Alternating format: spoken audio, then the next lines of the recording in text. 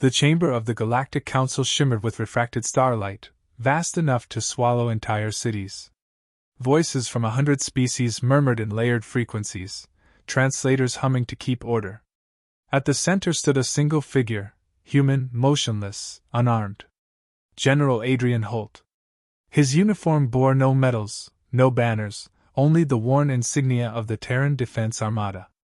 Before him, a dozen alien delegates flickered in holographic tears, their many eyes fixed on the man who had destroyed 3 worlds.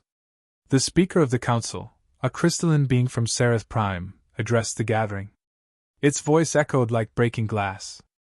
General Holt of Sol, you stand accused of the annihilation of Zar colonies, the obliteration of billions.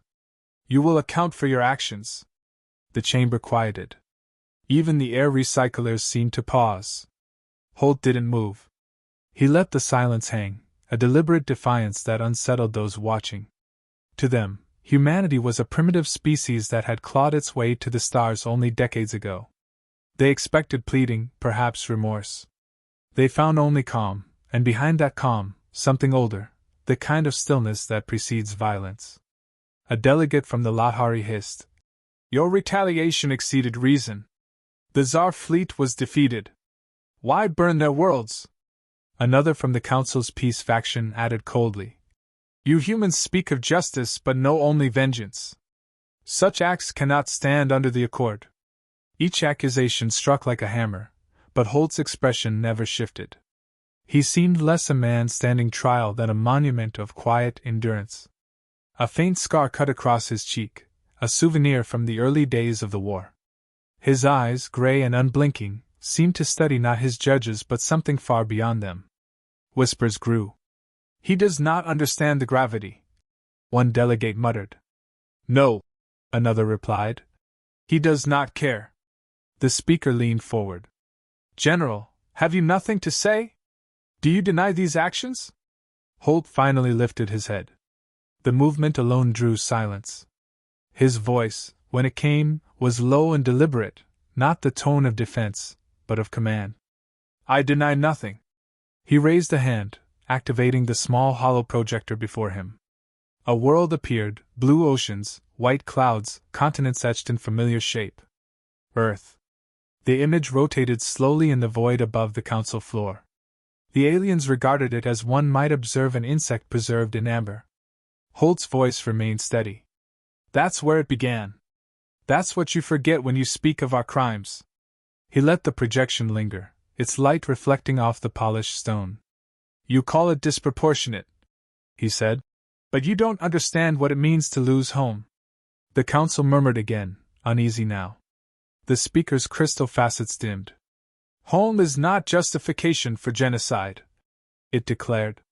Holt's eyes flicked toward it. "Genocide?"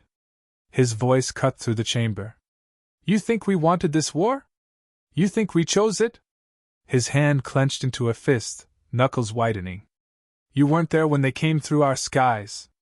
You didn't see cities turn to ash before the first transmission reached your networks." He took a single step forward, and though surrounded by hundreds, the space seemed to contract around him. "You speak of restraint from comfort. You judge from distance." He paused, letting the silence draw tight again. Then, with quiet finality, he said, "They attacked us. You call it an incident, a miscommunication. But for us, it was the day the world ended. And when we struck back, it wasn't conquest. It was an answer." He turned off the hologram, and darkness filled the chamber for a heartbeat before the star's light returned. "You attacked our home," he said, voice dropping to a whisper that somehow carried to every corner. "And for that, we came for you." No one spoke. The council's vast architecture seemed suddenly smaller, the delegates diminished beneath the weight of something they couldn't quantify. Not rage. Not even grief. It was the human capacity to remember, and to act upon memory without apology. Holt didn't wait for permission to continue. "You call us dangerous," he said. "You're right. Because we don't forget what we love." He fell silent then, hands at his sides. The speaker tried to form words, but the chamber held its breath. Somewhere, a translator glitched, repeating the phrase again and again in a dozen tongues, "You attacked our home." The meaning reached every ear, every mind. The trial had just begun, but in that instant, everyone in the council understood they weren't judging a man. They were standing before a species that refused to kneel. When humanity first made contact with the Tsar Dominion, hope filled the air like the first breath after a long winter. The signal had arrived from deep space, structured, deliberate, unmistakably intelligent.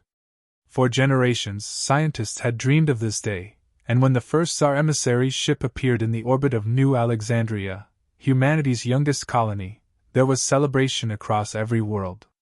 Banners hung in the domes of Mars, and the children of Earth stayed up late to watch the live feed of history unfolding. Humanity had expected conversation, perhaps curiosity, but not the cold precision of an invasion fleet. The Tsar were not explorers.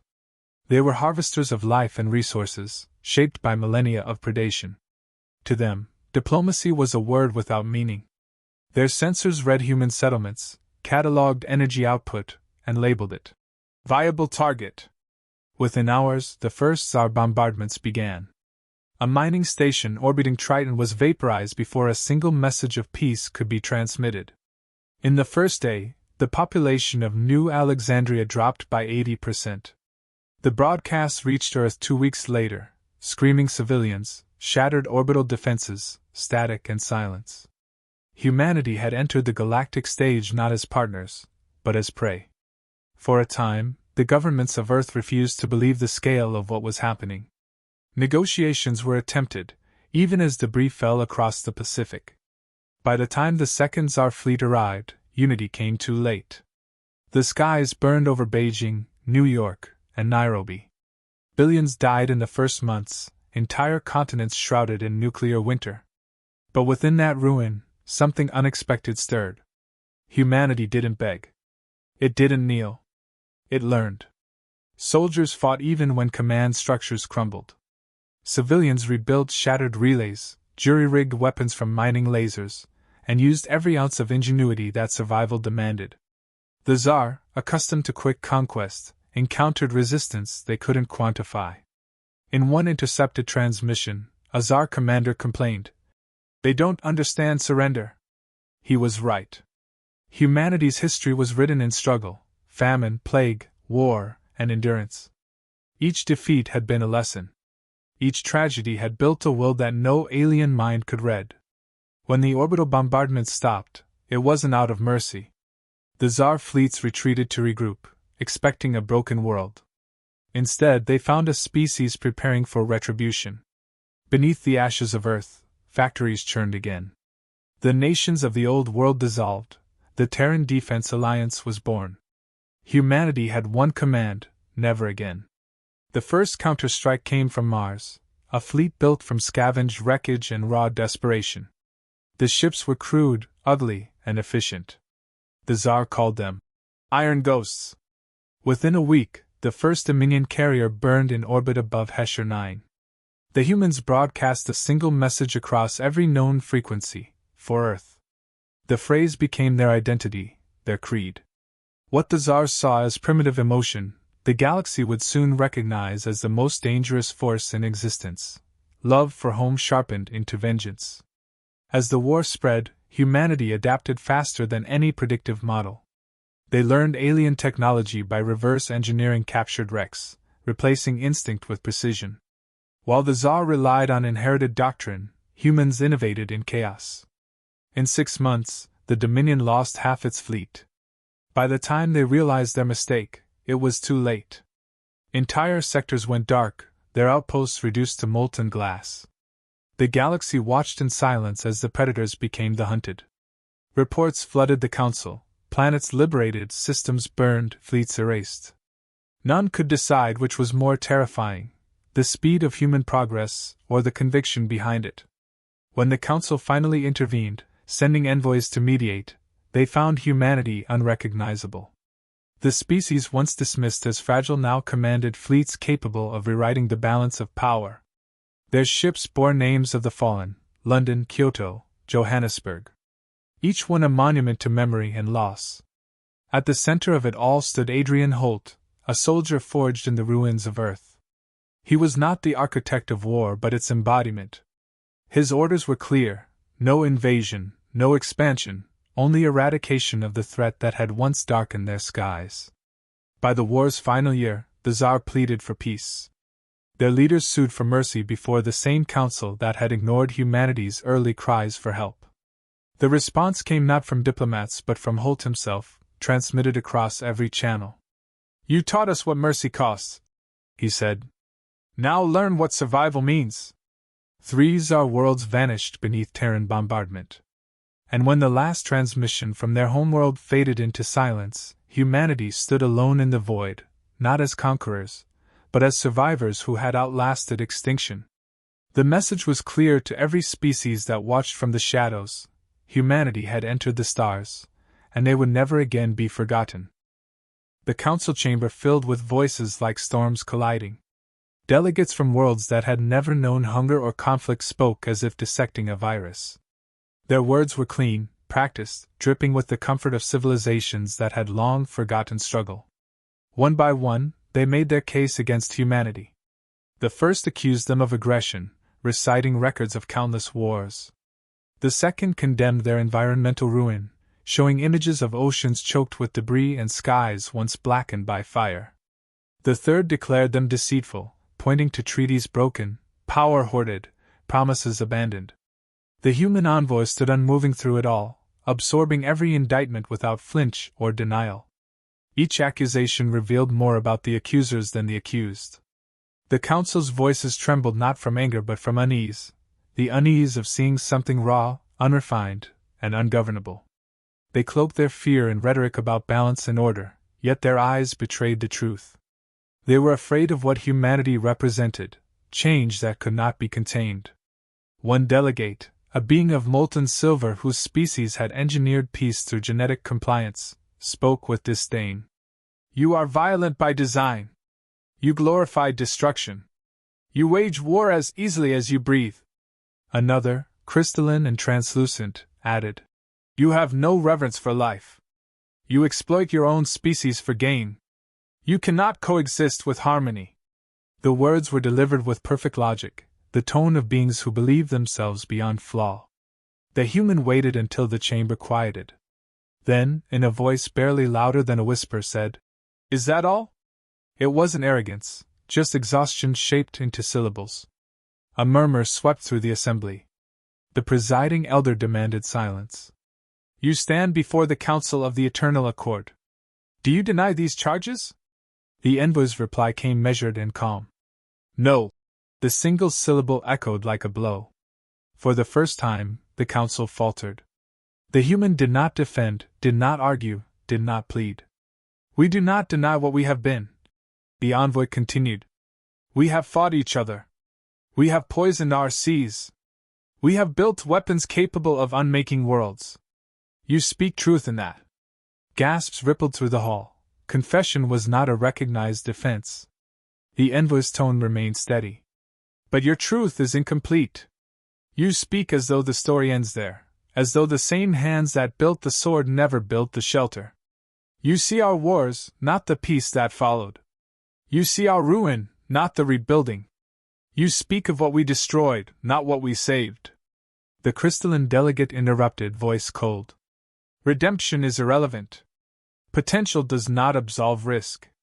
A species that endangers others cannot be allowed to expand unchecked."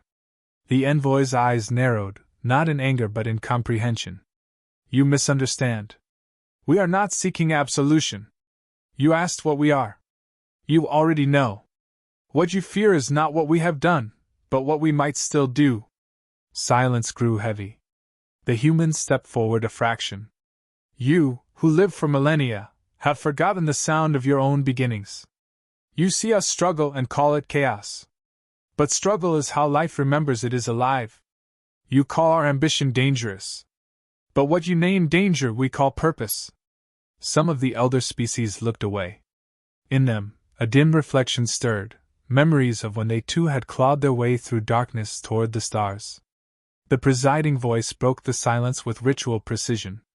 "You claim purpose justifies peril. Then explain, human, why should the galaxy tolerate a species that cannot restrain itself? The envoy answered without pause. Because restraint without reason is stagnation. Because a universe that no longer grows is already dying. You built eternity and forgot to live in it. We may be reckless, but we are moving. We are still becoming. That is what disturbs you. No applause followed. The chamber remained still, heavy with the unspoken realization that the human had not defended humanity's innocence, only its existence. The words had turned the trial itself inside out. The council had come to weigh a threat, but what they confronted instead was a mirror. And for the first time in countless ages, the immortals felt small before the transient. The silence before the next words was alive, the kind of stillness that follows revelation but precedes reckoning. The envoy did not raise their voice, yet the chamber seemed to contract around the weight of every syllable. You mistake our endurance for defiance. You mistake our hunger for conquest. But you are not wrong to fear us. We are dangerous, but not because we wish to destroy. We are dangerous because we will not stop becoming more. They spoke now with the cadence of inevitability, the momentum of truth that could no longer be contained. We began at the mercy of everything, weather, hunger, darkness, the indifference of nature itself. And still we stood. Every time the world tried to erase us, we answered with creation. We turned caves into cities, pain into art, and mortality into meaning. We are built of failure refined into will. The delegates shifted uneasily, their minds measuring a kind of strength that was neither physical nor technological. You call yourselves eternal, the envoy continued, yet eternity has dulled your edge. You fear us because we still remember what it means to fight for survival. You forgot the heat of struggle long ago. You mistake our noise for chaos, but it is life refusing silence. Their tone sharpened. You have learned to exist without pain, without fear, without loss.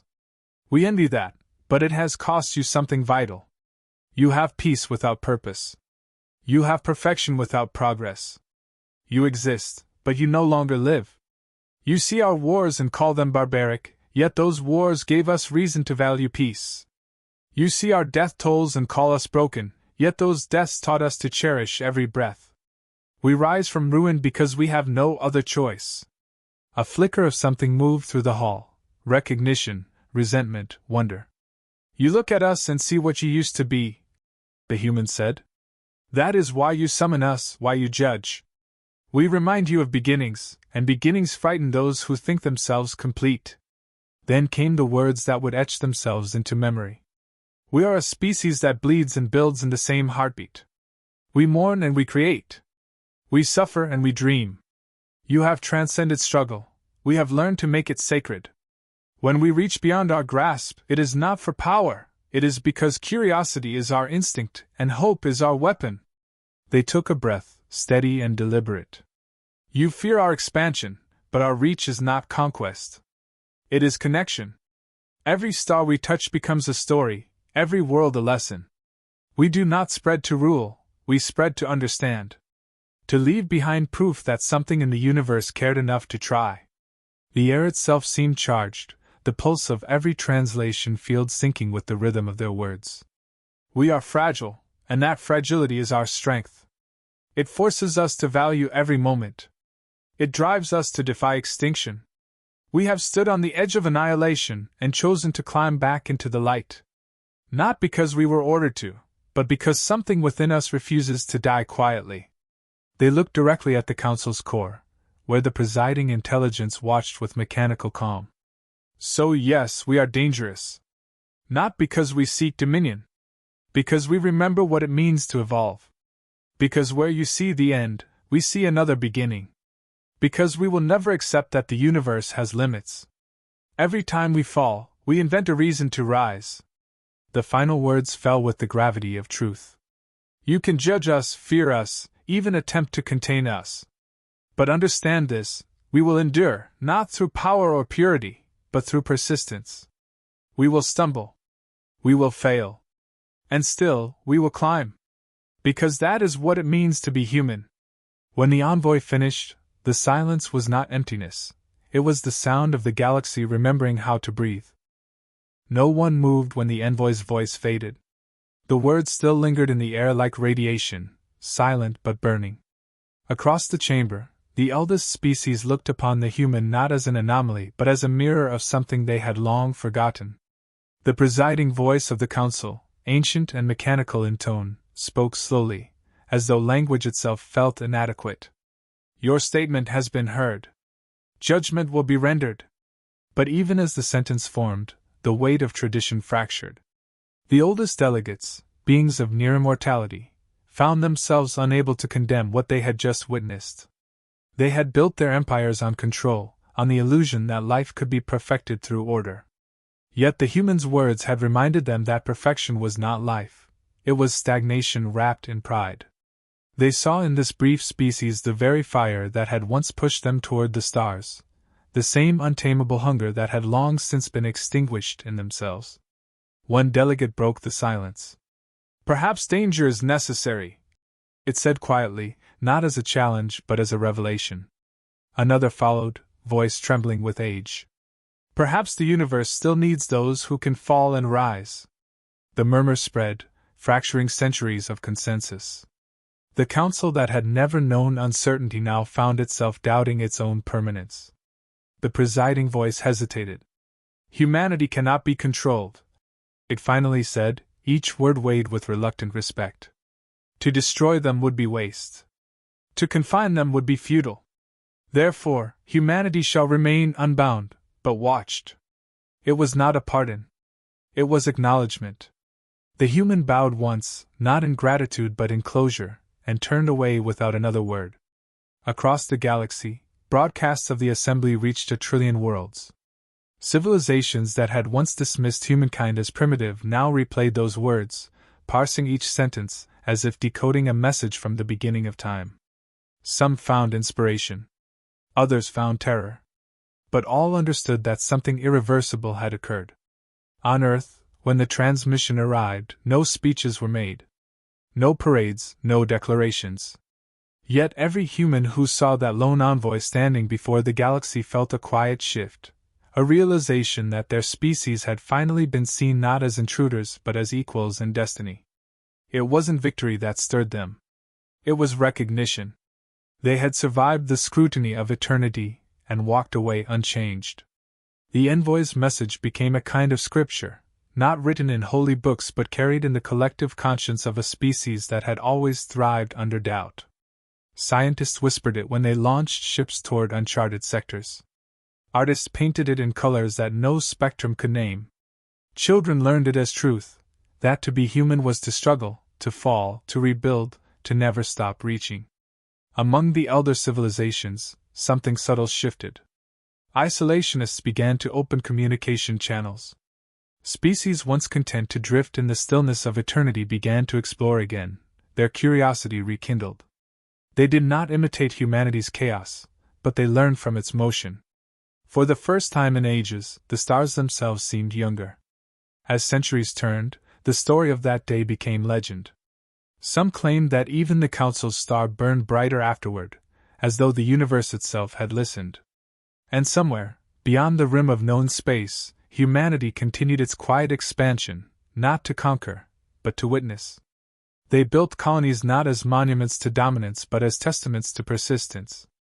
Every world they touched bore the same creed carved into stone or metal: we struggled, therefore we are. In the end, the envoy's voice remained the echo of a single truth that no empire could erase. We are small, but our will is vast. We are finite, but our purpose is endless. The galaxy never forgot those words. They traveled farther than any fleet, reaching places where light itself faltered. And long after the council's halls turned to dust, long after names faded and stars collapsed, the message endured, carried by descendants who still looked to the dark and whispered, "We are still here."